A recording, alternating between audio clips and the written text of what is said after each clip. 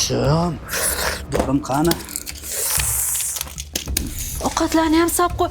Hoy, ey, yana shu doringizni topib oldingizmi? Qo'yib yuborsangiz-chi. Der. Ichmang buni. Shuni deb uyimizda tinchlik yo'q, sog'lig'ingizni qarang. Kecha ham davolatib keldik. Yana shu dorini ichaman deysiz a? Ey, tuzingmisiz? Voy, qo'rqitmang. Voy.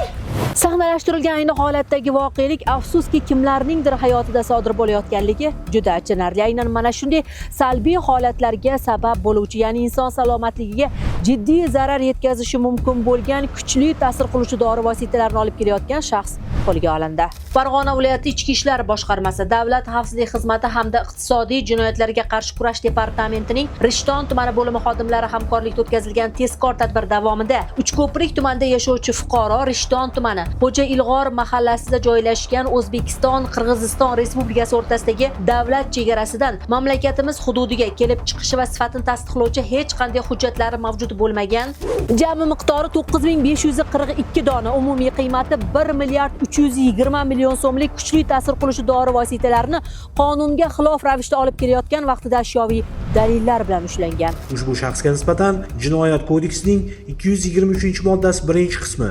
246-moddasi 1-qismi va 251 prim 1-moddasi 3-qismi bilan jinoyat ishi qo'zg'atildi. Hozirda tergov harakatlari olib borilmoqda.